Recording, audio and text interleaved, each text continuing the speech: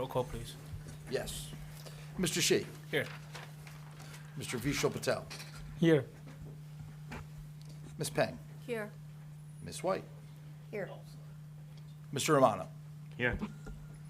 Ms. Patel. Here. Mr. Lugo. Mr. Ronak Patel. Here. Mr. Erico. Yeah, here. You have a quorum. Thank you. Opening statement? Yes. In accordance with the Open Public Meetings Act, Public Law C, 1975 C 231 Sunshine Law, the Edison Township Board of Education has has published notice of this meeting, having the date, time, and place thereof posted in the Board of Education Administrative Office. Copies of this notice were sent to the Home News Tribune and the Star Ledger. Thank you. Yes. Audit presentation. Dr. Alvarez. Yeah, so the, our audit presentation is going to be done by HFA. Is that the? Yep, so Yep. correct. That's going to be presented at our action meeting. They will be talking about state of the budget, findings. Mr. Sure, Choate? they're gonna speak to our fund balance at the end of June 30th, 2024. They're also gonna speak to our findings and corrective action plan. We do have one finding, which is actually a good finding. We have too much money in our enterprise fund. That's from our food services operations. You're not supposed to have more than 3 months' worth of expenditures in that fund. We will use those funds. Obviously, we're going to invest back into the program on more capital equipment and upgrades to the cafeteria seating. But that's the only finding we have. So all in all, we have an unmodified opinion, highest level of attestation one can receive. So it's something to be very proud of as a board and as a district. All right. Thank you.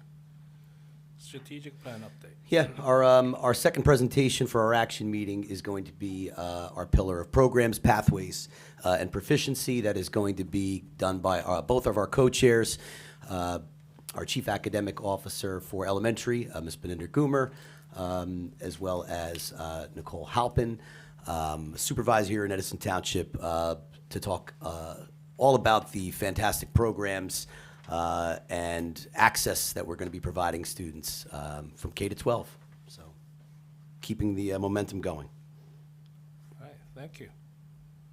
So, board president comments.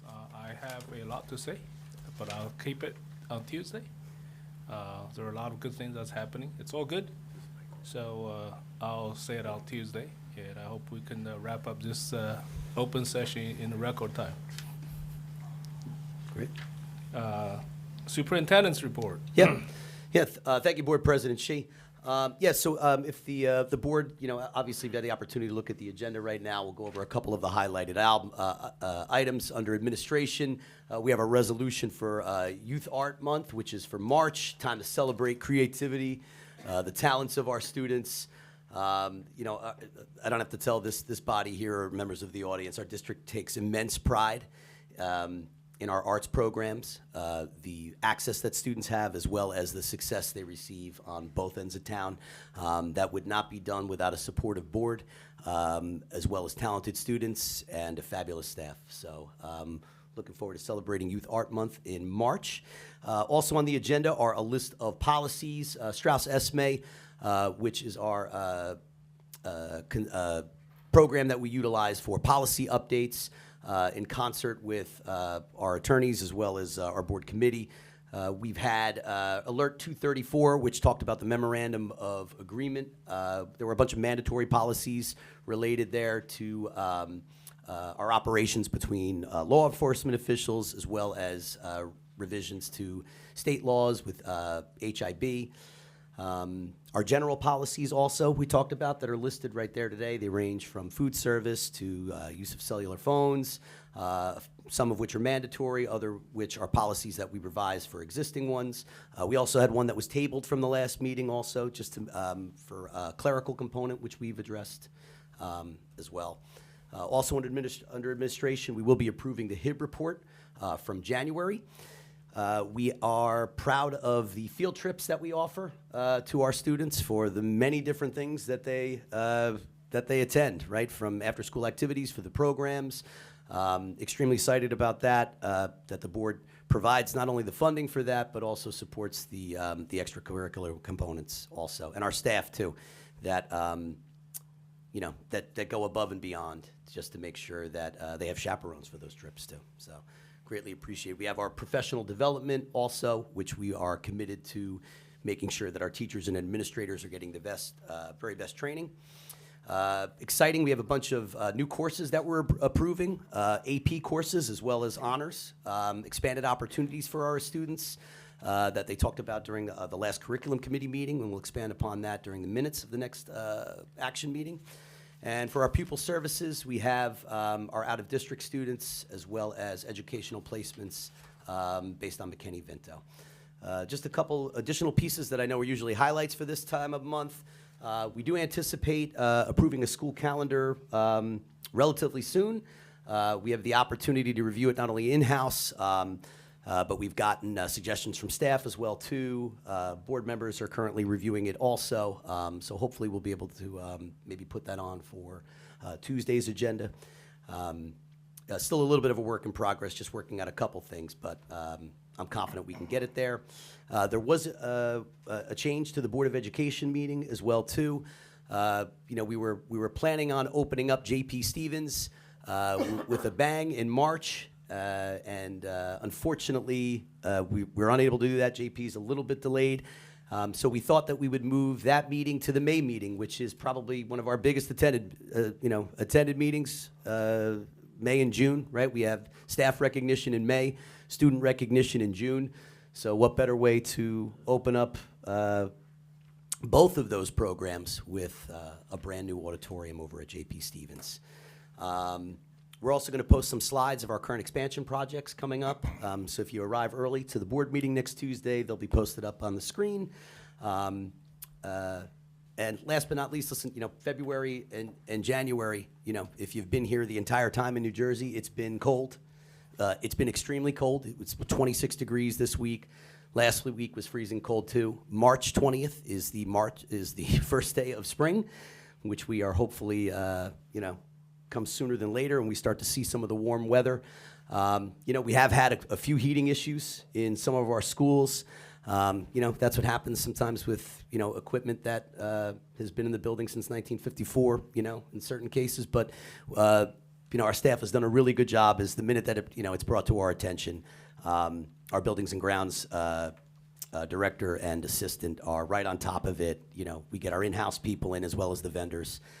We work on it as fast as we possibly can. You know, the last thing we want is to provide a freezing cold environment to students. Building principals have done a great job of relocating those classrooms that were affected to the spaces that have heat. So I want to commend them, and I also want to thank the staff for being really flexible with that too, and the students also. So it looks like it's going to be 42 degrees this weekend, and hopefully that's a sign of things to come. Sunscreen. Yeah, and sunscreen. Exactly, exactly. And that concludes my report, Mr. Shea. Thank you. Agenda items review. Yep. You Done. and yeah. Financial stuff? Oh, yes. Okay, great, my portion. Item one is your standard financial reports. However, on that will be the comprehensive financial report. Like I said, unmodified opinion, one comment, which is a really good one. Having too much money is a great thing. I'd like to take this time to thank my staff, Ms. Becci, Ms. Raymond, Ms. Mendez, Ms. Kellerman, Mr. Garland. They were instrumental all year and, you know, going through the audit process, streamlining things, and overhauling the business office with myself and the rest of the business office staff, including payroll, everyone involved. It really has been a really big team job. So I'd like to thank them all for their hard work. We have some contract awards coming up. We're going to be awarding a contract for Maga Math, a software license, Apple computer iPads, I think for, is that grade 1? The entire grade 1 is going to be getting an iPad, so they could probably teach me how to use it because I probably don't know how to use it that well. But all in all, not too many contracts. Procurement, we're going to be, we were out to bid for Marshall for the addition and renovation. We're going to have to reject, unfortunately, the bids at this time. We received some correspondence from the NJ Department of Environmental Protection. They want us to redesign some of the wastewater management system. I think it was originally designed to be an underground system with piping and all sorts of, things like that. And now it's going to be, they want it above ground. So we're going to have that redesigned, and we'll get it out to bid as soon as possible. But we do have two other bids that we're going to be awarding. One is for switchgear at Edison High School. So I think the original gear is what's powering the building. So we're going to have all new switchgear there. And also the other one is for the interior renovations and secure vestibule, phase 1 of Edison High School. So two new projects that'll be awarded, both under budget, which is great news. We have a minor change order at JP for some additional testing. That's going to be charged to the allowance, so no additional cost. And we're going to be receiving a STEM grant for $12,500. And that's it for this time. No transportation contracts. Yet. Thank you, Mr. Toth. All right, so, going along the agenda, so seeing it's cold outside, I'd like to switch the order for the comments. So I'm going to open up for public comments. So anyone public wants to speak? Yes. Yes, go ahead.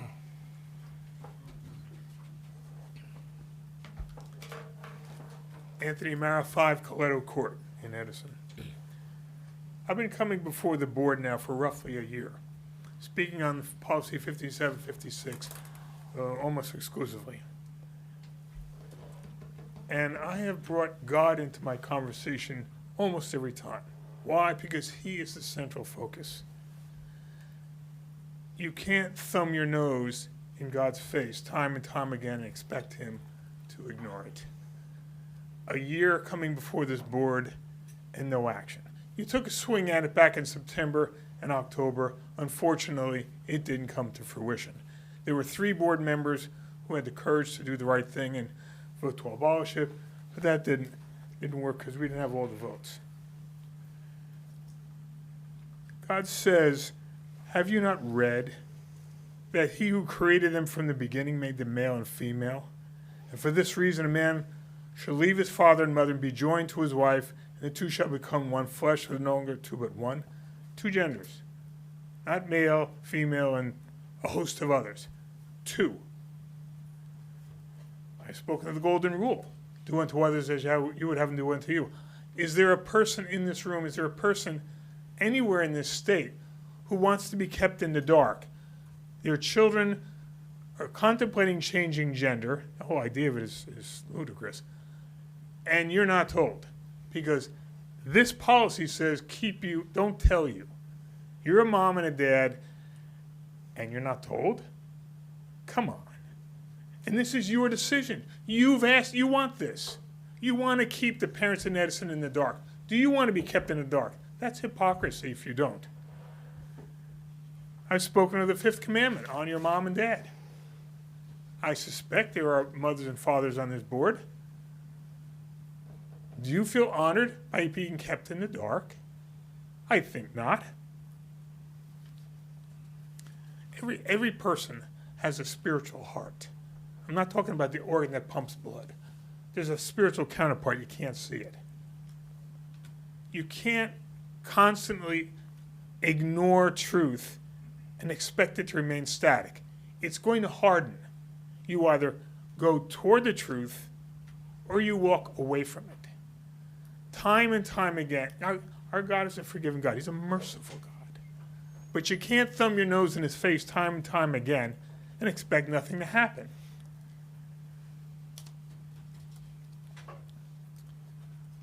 The truth will come to light one day. It's going to happen. It's happening in other towns. Recently, Marlboro, Middletown, and I think one of the other M towns down there abolished 5756. And it's happening in other towns in New Jersey.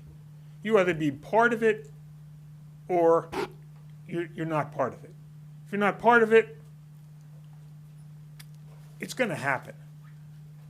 Be part of it. Stand up for the children in this town. do the right thing. And of course, 5756 says that boys can compete with girls. How ridiculous. How absurd. In my day, that would have been a joke. Now, it has to be, it has to be shown to be wrong. And the restrooms, you want your mom in a restroom where there's a guy in there pretending to be a girl? 5756 is not mandatory. So some may say, well, if we abolish it, what do we replace it with? A common sense policy. A policy that says, let's tell our children, those who are contemplating changing gender, of the risks involved. You're going to have surgery, or you're going to take drugs. They have permanent consequences. You have surgeries, you cut off a body part, it's not growing back. You think they're not going to regret that later? I'm 68. Oh, I can't remember. I'm 68 or 69 years old. I'm 68. I've made decisions I've regretted. I wonder if there's anyone who hasn't. They're children. You think they're not going to regret something like that? You wonder why the suicide rate amongst transgenders is so high? It's claimed that it's because it's prejudice. That's nonsense. We have a fundamental ingrained gender. And recently, the Department of Housing, Health and Human Services and the federal government has issued a statement. There are basically only two genders, they say. Yes, it's following President Trump's declarations. Those are common sense declarations. Abolish 5756. Bless the students of our town. Send a message that says, Edison knows that there are only two genders. We don't want our children harming themselves. We don't accept this as correct policy. We don't want to teach that gender can be changed, only later for the children to resent it. We're the educators. We're the grown-ups. We're supposed to show the children, yeah, this is right and this is wrong. Please abolish 5756 and do not keep ignoring it. Do it now, please. Thank you. Thank you very much. Anybody else? See none, can I have a motion to end public comments? Motion. So who's first? Second. You second. Okay. Tie goes to the runner. Okay, look. Joe wins. All right, all in favor? Aye. All right, okay. All right, so now we're gonna go to board member comments. Any board members? Yes. Thank you, Mr. Shi. I just wanted to thank the Chinese school at Edison High School for inviting us over there to celebrate. It was an amazing ceremony with the young kids and the adults. They put on a great show every year. That's probably my 5th or 6th time to have gone there. Also, we attended last night I don't know what it was called. It was way over my head, though. Some technical, Green New Deal stuff, and the kids was unbelievably bright. They lost me after they said, like Dr. Earl, they said, when they said pollution, after the next 10 words were too big for me. But they did a great Hey, you're a job. teacher. Yeah, I'm not a science teacher.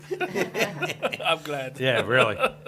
And then today we went to the volleyball tournament up at JP Stevens, where the ETA raises funds for, local charities and things like that. So, I try to get to as many events as I can, and I enjoy every one of them. Thank you, Mr. Shi. Thank you.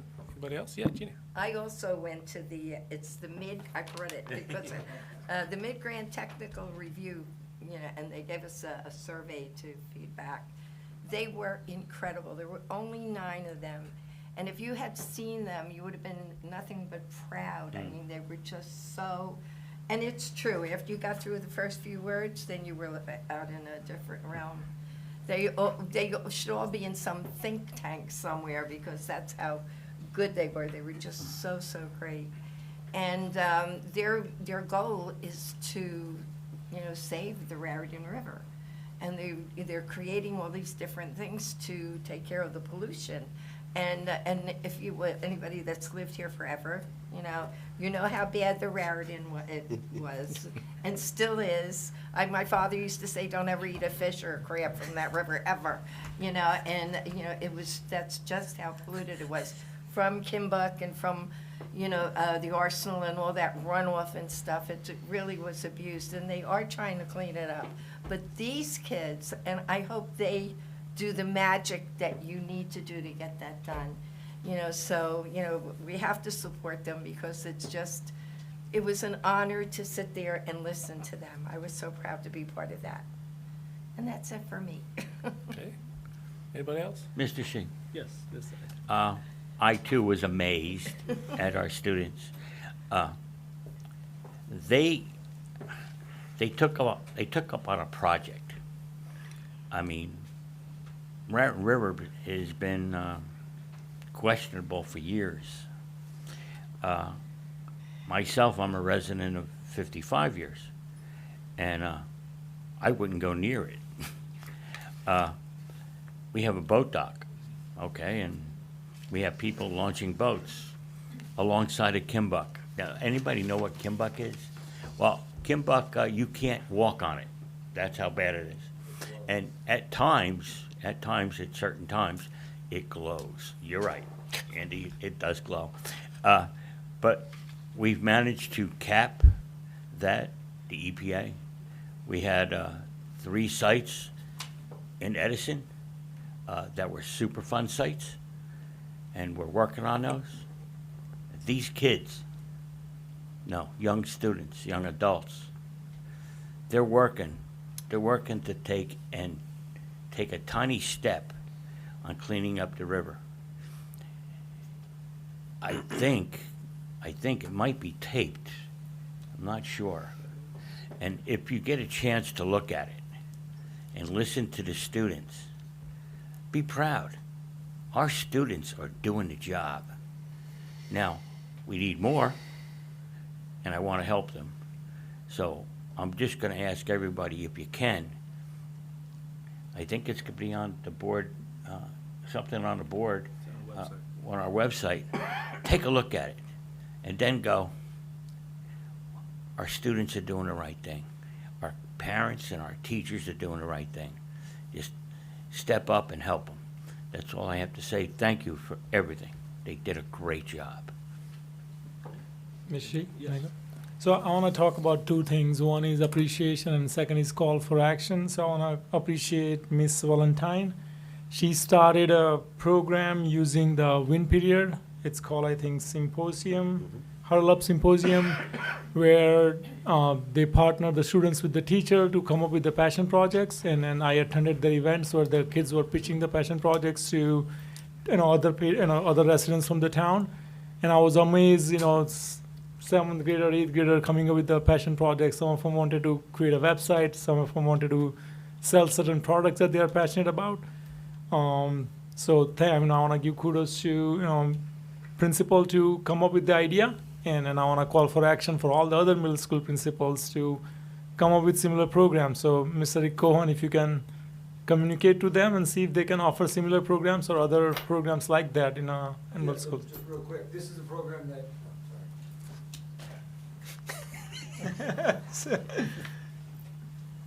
So everyone can hear. yeah, so the good news is this is a program that I launched in partnership with Big Picture Learning. We initiated it as a way in which to reach students that needed a little bit of extra support and feeling part of a community and building relationships with staff. We piloted it at Woodrow Wilson and at JAMS, and the success has been great. We've been doing a lot of assessment, hearing from the kids what they benefit from it, as well as looking at, are we seeing improvements in attendance and grades, and we are. And so I'm meeting with Brian McGrath and Antoinette Emden on Wednesday to talk about bringing it to their schools, and we'd like to have it at all 4 middle schools next year. Perfect. You got ahead of me. Thank you. All right. So I just have a couple of quick things. Yesterday was the 100th day of the school. So we're more than half over. We're on the home stretch. I hope we'll have a very successful school year. The other thing is the Community Relations Committee, we sent out an email to all the parents, asked them to join to the Parent Advisory Committee.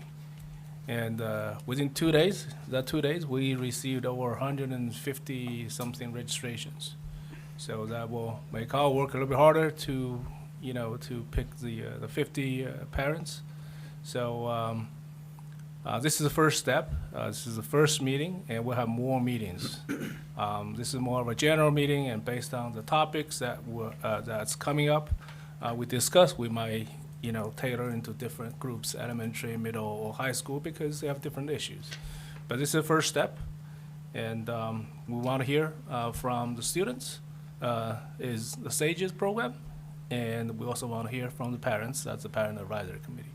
So just stay tuned. We have a lot of good things that's coming, and these parents will be notified. The meeting will be on the 27th, 7 o'clock. That's 7 o'clock here in the S Center. So hope that we'll see a lot of collaboration, a lot of energy in the room when we all had the 54 kids here for the SAGES program. All right. So with that said, if we don't have any other board member comments, we're going to adjourn to the privilege session. In accordance with the NJSA Section 10.4-12, the Edison Township Board of Education adjourns to confidential session for the purpose of discussing the following: confidential personnel and board matters, pending litigation, student matters, legal matters, HIP appeal. Can I have a motion to adjourn to the privilege session? Motion to appeal. Mr. Erico. All right. Do I need a roll call on this? You can do a voice vote if you Yeah, can I Voice have a, all in vote. favor? Aye. Okay. Any nays? Okay. We don't expect to come back to have any other actions, so I'll see you guys on Tuesday in the new, beautiful Herbert Hoover Auditorium. Jim, I'm sorry. Sorry. Auditorium's next. Okay.